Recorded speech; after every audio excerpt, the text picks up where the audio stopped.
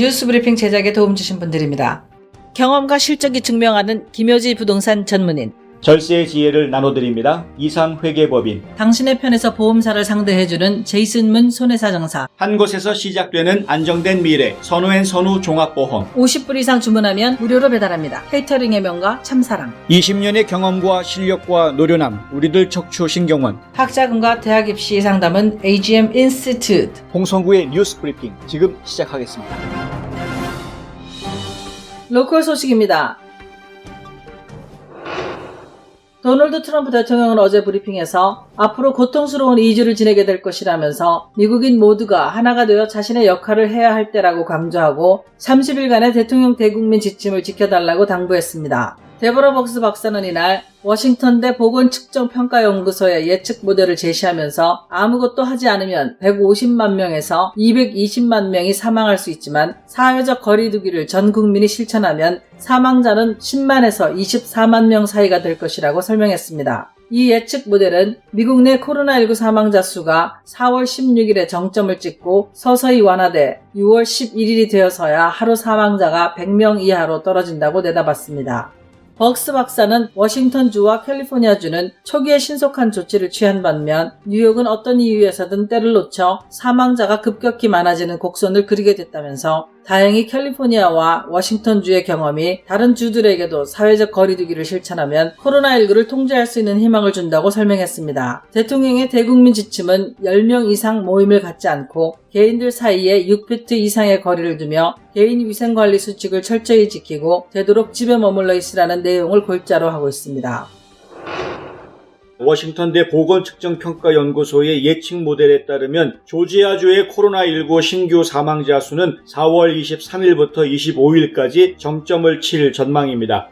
그리고 서서히 줄어들어 6월 3일이 되면 거의 나타나지 않게 된다는데요. 이 전망대로라면 조지아주에서 오는 8월 4일까지 발생할 수 있는 사망자 수는 총 2,916명으로 예상됩니다. 이 같은 전망은 지금까지 전 세계에서 진행되어 온 코로나 바이러스의 특징을 분석해 적용한 것인데요. 국립감염증연구소의 파우치 박사는 이 곡선을 만드는 데는 두 개의 동력이 있는데 하나는 바이러스의 동력이고 또 다른 하나는 우리가 만드는 완화의 동력이라고 지적합니다. 파우치 박사는 당분간 환자가 계속 늘어나는 것을 보겠지만 그럼에도 완화의 동력이 그 안에서 작동하고 있는 것이라면서 지금 모든 의지를 다해 30일간 사회적 거리두기를 실천하면 예측치보다 더 좋은 결과를 보게 될 것이라고 말했습니다.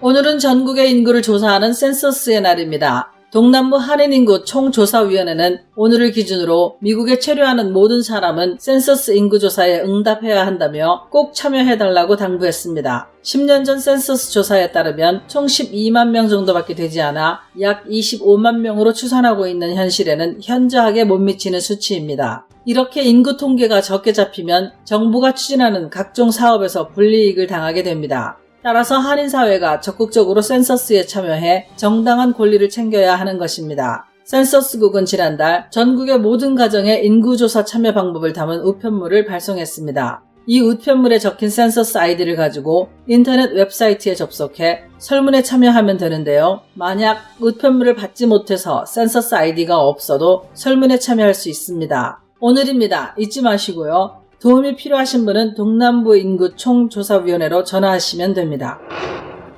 연방의회가 마련한 2조 2천억 불의 경기부양기금 중에서 근로자 500명 이하의 중소기업에게 주어지는 SBA 융자 중 새로 신설된 긴급재난지원융자 우선지원금에 대한 관심이 높아지고 있습니다. 누구나 신청하면 최고 1만 달러를 받을 수 있다는 유튜브 영상이 어제 한인사회에 급속히 퍼지더니 급기야 갚지 않아도 되는 1만 달러를 신청만 하면 받을 수 있다는 보도가 이어지면서 혼란을 키웠는데요. 동남부 한인외식업협회 김종훈 회장이 SBA 사무국에 확인한 결과 해당 지원금은 직원 1명당 1,000달러를 지불하고 최대 10명까지 받을 수 있어 최고 1만 달러까지 받는 것으로 확인됐습니다. 무작정 만불을 주는 것이 아닌 것입니다. 하지만 이 지원금이 무담보, 무보증으로 신청할 수 있다는 것과 신청 시 곧바로 지불하고 상환하지 않아도 된다는 점은 사실인 것으로 확인됐습니다. 한인경제를 살립시다. 음식 주문 투고와 배달을 통해 지금의 힘든 시기를 함께 뚫고 나아갑시다. 이 캠페인은 미 동남부 한인 외식업협회가 함께합니다. 지구촌 소식입니다.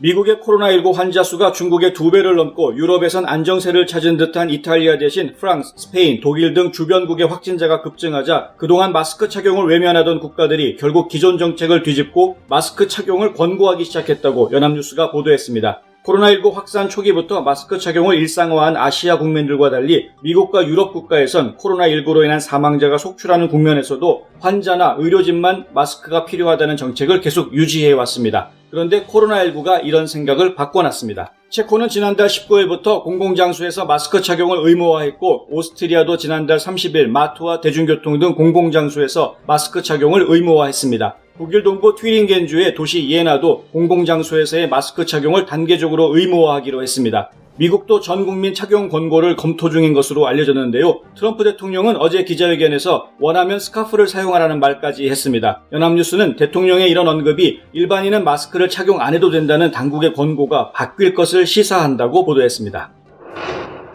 리히터 규모 6.5의 지진이 아이다호주를 강타했습니다. 미국 지질조사국에 따르면 이번 지진의 진앙지는 보이즈 북동쪽 80마일 지점인 스탠리 외곽이었습니다. 보이즈 라디오 방송은 오레건, 워싱턴 동부, 몬태나 그리고 캐나다 북쪽에서도 흔들림이 느껴졌다고 보도했는데요. 화물열차처럼 시끄러웠고 매우 심하게 흔들렸다고 전했습니다. 아이다호 스테이츠먼은 최소 9차례의 여진이 발생했지만 심각한 피해나 부상에 대한 보고는 아직 없다고 밝혔는데요. 이번 지진은 진도 5.7의 지진이 솔트레이크시티를 강타한 지 2주도 채 되지 않아 발생했습니다. 지질조사국은 앞으로 며칠간 더 많은 여진이 뒤따를 것이라고 예고했습니다. 코로나19 충격으로 올 1분기 세계 증시가 20%가량 급락하면서 애플 주가가 13.4% 떨어지고 알파벳이 13.25% 하락하는 등 IT 공룡들 대부분이 폭락 장세를 피하지 못했는데요. 유독 전자상거래 공룡 아마존의 주가는 같은 기간 5.43% 상승했다고 CNBC가 어제 보도했습니다. 코로나19 여파로 오프라인 매장들이 문을 닫으면서 오히려 아마존의 배달 주문이 대거 몰리는 등 이번 위기에도 탄탄한 영업 성과를 올린 데 따른 것으로 풀이되는데요. 아마존의 주가 상승으로 대주주인 제프 베이조스의 재산도 올해 들어 51억 달러나 늘어나 총 재산이 1,200억 달러에 달한다고 합니다. 블룸버그는 베이조스가 세계 부자 상위 10명 중에서 유일하게 자산이 늘어난 경우라고 보도했습니다. 한국 소식입니다. 코로나19가 세계적으로 크게 확산되면서 재외국민 등록 유권자의 절반만 참여하게 된 21대 총선 재외투표가 1일부터 시작됐습니다. 중앙선관위에 따르면 51개국 110개 투표소의 재외선거 사무가 중지돼 투표에 참여하게 된 유권자는 17만 1959명 가운데 53.2%인 9만 1459명입니다. 그나마 진행이 쉽지 않아 보입니다. 투표장은 코로나19로 인해 사회적 거리 두기와 방역에 신경 쓴 모습인데요. 2명 이상 모이는 게 금지된 베트남에서는 각자 개인 차량을 이용해 투표장을 찾고 있고 중국에서는 유학생이 대거 귀국하거나 상당수가 한국에 나갔다가 입국 금지 또는 자가격리돼 공간 투표를 할 수 없어 투표율이 하락할 전망입니다. 선관위는 주재국의 코로나19 상황에 따라 통행 제재가 강화되거나 투표 진행이 불가능한 지역이 발생할 경우 추가로 선거 사무 중지를 내리거나 기간을 단축할 계획이라고 밝혔습니다.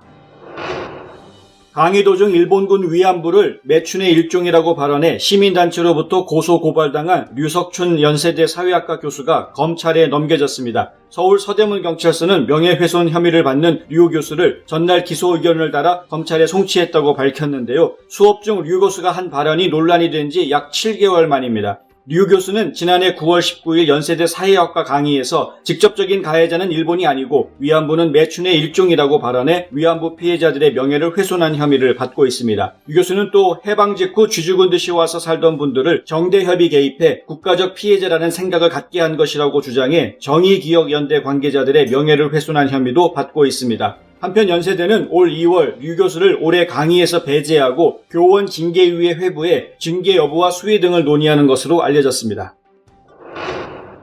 크리스마스와 더불어 기독교 최대 절기로 꼽히는 부활절 관련 집회가 코로나19 확산으로 속속 온라인으로 전환되고 있다고 연합뉴스가 보도했습니다. 천주교 전주교구는 1일 홈페이지에 긴급 공지를 올려 미사 중지 기간을 별도의 공지가 있을 때까지 재연장하기로 결정했다고 알렸는데요. 다른 교구도 잇따라 동참할 것으로 예상됩니다. 앞서 대구 대교구와 군정교구도 미사 중단 조치를 연장한다고 발표한 바 있습니다. 개신교회 중 최대 신도수를 보유한 여의도 순복음교회는 부활절 전날인 11일까지 온라인 예배를 유지하기로 결정했습니다. 하지만 부활절인 12일 예배 방식을 놓고는 내부 논의를 벌이는 것으로 전해졌습니다. 한국교회 총연합도 어제 한국교회 교단장 회의를 개최하고 12일 서울 종로구 세문안교회에서 최소 인원만 참석한 가운데 부활절 연합 예배를 올리기로 결정했습니다. 이 예배는 교계TV를 통해 생중계될 예정입니다. 5일까지 전국 사찰 내 모든 법회를 중단한 불교계도 추가 연장 조치에 들어갈 전망인데요. 대한불교조계종은 내일 추가 지침을 낼 예정인데 천주교나 개신교처럼 정부의 사회적 거리두기 권고를 수용해